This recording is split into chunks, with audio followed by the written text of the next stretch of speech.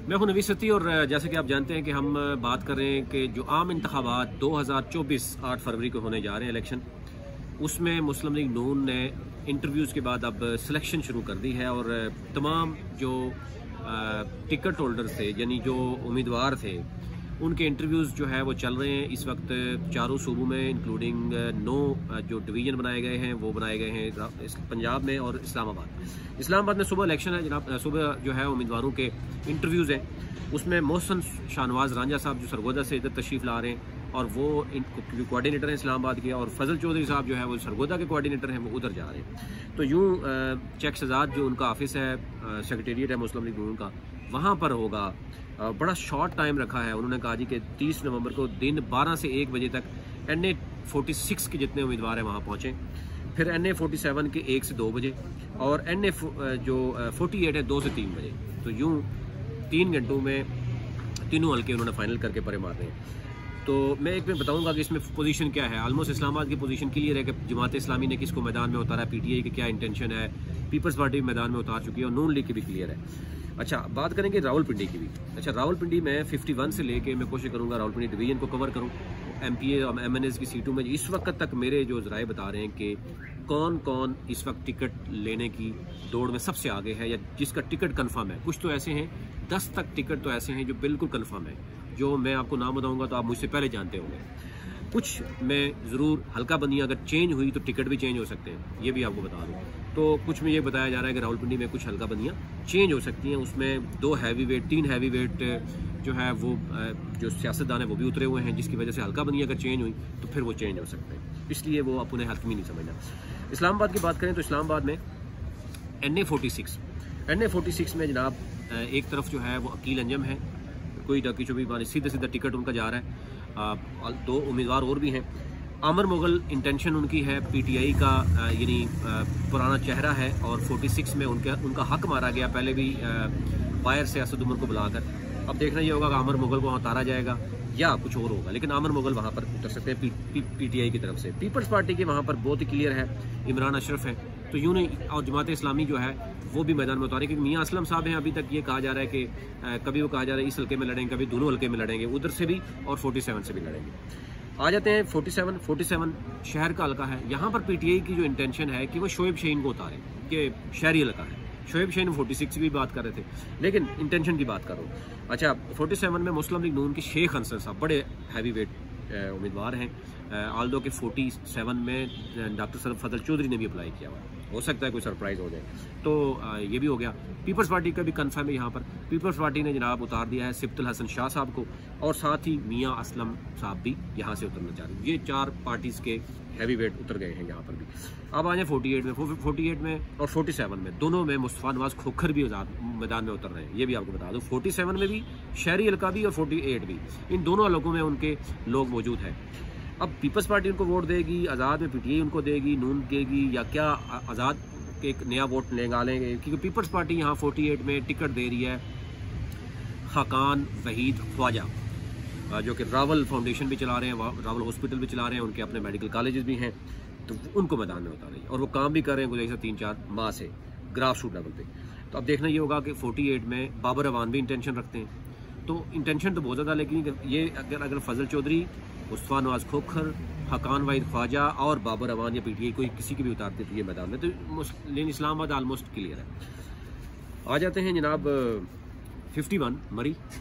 यहाँ पर जिन लोगों ने अप्लाई किया है, यहाँ पे कन्फ्यूजन थोड़ा सा ये ज़रूर है कि नवाज शरीफ साहब खुद उतरेंगे या नहीं उतरेंगे। शायद अकान अब्बासी साहब ने एक इंटेंशन ये ज़रूर शो की है कि अगर कोई नून लीग का टिकट होल्डर आया तो मैं इलेक्शन नहीं लड़ूंगा, मैं नून लीग के टिकट के खिलाफ इलेक्शन। तो ये इन्होंने एक सॉफ्ट उन्होंने बेसिकली दरख्वास्त की है नवाज शरीफ साहब से। एक तो वो हर 50 मिनट में एंड में वो रिक्वेस्ट ज़रूर करते हैं कि नवाज शरीफ उनको बुला लें, लेकिन नवाज शरीफ बुलाना नहीं चाहते उनको। ये नाराज़गी उनकी ज़रूर है कि नवाज शरीफ मरी में बैठे हैं, उनको बुला नहीं रहे। परेशानी तो उनकी है कि क्यों नहीं बुला रहे। साथ वो ये चाह रहे हैं कि नवाज शरीफ किसी को टिकट भी ना दे, तो वो समझते हैं आज़ाद आएँ तो आज़ाद में वो बाकी पार्टीज़ के टिकट वो भी उठा लें। लेकिन वो इंटेंशन अब होती है या नहीं होती। नवाज शरीफ ये टोकन ओपन छोड़ते हैं या किसी को देते हैं। यहाँ पर उसामा सरवर भी हैं और अतीक सरवर भी, उनके दरमियान भी आपस में रिश्तेदारी भी है, चपकलिश भी है। ये समझा जा रहा है कि जो नौजवान हैं मुस्लिम लीग नून को समझते हैं कि अतीक सरवर जो है वो एक बहुत बड़ा वजह थी, जिसमें शायद जो साबिक सीनियर वजीर थे राजा अशफाक सरवर मरहूम अल्लाह उनको जन्नत नसीब फरमाए, उनकी हार में उनका एक बड़ा रोल था, जिसकी वजह से उसामा सरवर जो है वो यूथ के हवाले से PP6 में भी और NA में भी अप्लाई किया। तो अच्छा, अभी यहाँ पे हाफिज़ उस्मान अब्बासी साहब, सरदार मोहसिन अख्तर अब्बासी, राजा उसामा सरवर, मोहम्मद बिलाल जमीन, बाकी भी लोग हैं ये। लेकिन जो मेन आपको वो होगा जिसका सो रहे हैं, मोहम्मद महमूद शौकत भट्टी। अब यहाँ पर जो बात हो रही है वो ये बात हो रही है कि अगर एक मरी से कहा जा रहा है कि उठाया जाएगा बंदा नेशनल असम्बली के लिए, ज़्यादा वोट है, या कोहटा से उठाया जाएगा। कोटली सतिया में बहुत कम चांसेस है, यानी ये बैलेंस देखा जा रहा है। अब वहाँ पर कोहटा से बिलाल जमीन सती हैं, इसी तरह वहाँ पर जो है वो शौकत भट्टी हैं, वो अगले ही हल्के से हैं, तो वहाँ से कोटा कलर से वो बढ़ाए जा सकते हैं। और यहाँ से जो है वो मरी से, क्योंकि जो है वो उसामा सरवर को उठाया जा सकता है, तो फिर PP में कोटली में टिकट दिया जाएगा, या कोटली और जो कोटा है उनमें दोनों में टिकट देके क्या वो निकाल सकते हैं। तो ये कन्फ्यूजन ज़रूर बहरहाल अभी मौजूद है। अच्छा, ये आ जाते हैं जनाब 52 में वन एंड ओनली बहुत ही क्लियर टिकट है। वो टिकट सीधा सीधा जा रहा है राजा मोहम्मद जवेद इखलास, कोई मुकाबला नहीं वहाँ पर, और वो जीत रहे हैं, यानी इस टिकट को वो जीत गए हैं, वो उनके पास चला गया। अब मुकाबला बड़ा टफ है, उनका मुकाबला होगा परवेज़ अशरफ साहब से, वो एक अलग बात उस पर करेंगे कि किस का किससे मुकाबला होगा पिंडी डिवीजन में।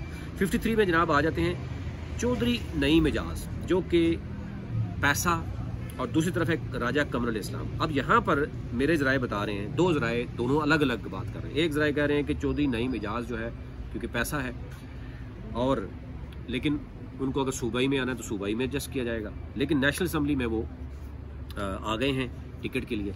तो यहाँ पर हो सकता है कि राजा कमरुल इस्लाम साहब को कहा जाए कि आप आएँ और साथ उनको भी उतारा जाए चौधरी नईम एजाज को। तो यूँ यहाँ पर देखना ये होगा कि पैसा जीतेगा या पार्टी वर्कर, या कमरुल इस्लाम जिन्होंने जेल भी काटी है, ठीक है पैसा नहीं है, वर्कर बंदा है, तो उसमें ये देखा जा रहा है। तो अब देखना ये होगा जिसकी यहाँ पर जीत किसकी होगी। आगे आ जाते हैं जनाब 54 में one and only Malik Ibrar Ahmad. Malik Ibrar और मलिक इफ्तिखार ने बहुत खूबसूरत खेला है। कैंट पूरे में जितने भी कोई उम्मीदवार वो सर उठाते थे उनको उठा के इलेक्शन में डाल के उन्होंने उनको उधर लगा दिया, और अब ना PP में कोई उनके मुकाबले में है, ना ही नेशनल असम्बली में। तो यहाँ पर मुकाबला किस किससे होगा वो मैं बताऊँगा कैंट में, लेकिन मलिक इब्रार ये टिकट उनका है। आगे आइए NA 55। NA 55 में बहुत से लोग हैं, दानियाल चौधरी है, मोहम्मद तारिक खान है, हनीफ अब्बासी हैं, नासिर महमूद भट्ट हैं, मलिक शकील अवान हैं। अच्छा, मलिक शकील अवान, यहाँ पे मोहम्मद हनीफ अब्बासी जो है वो आल्दो के, क्योंकि पहले बरी नहीं हुए थे, अब हर केसेस में वो बरी हो गए, तो वो आराम से टिकट वहाँ से उनका ऑलमोस्ट कन्फर्म है।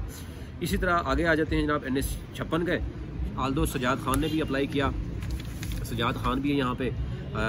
फिर उसके बाद यहाँ पर जो है वो दानियाल चौधरी हैं, मोहम्मद हनीफ अब्बासी यहाँ पर भी उन्होंने किया है, लेकिन यहाँ पे दानियाल चौधरी का टिकट है, और यहाँ सजाद खान को भी हो सकता है किसी PP में टिकट में एडजस्ट करने, आल्दो अप्लाई नहीं किया, टिकट में एडजस्ट करने की कोशिश की जाएगी PP की किसी, कि अगर वो इलेक्शन लड़ना चाह रहे हैं। अदरवाइज़ वैसे वो उन्होंने किश्तियाँ जलाई हैं कि शायद एक ही उन्होंने अब कोशिश की है कि यहाँ पर उनको मिले।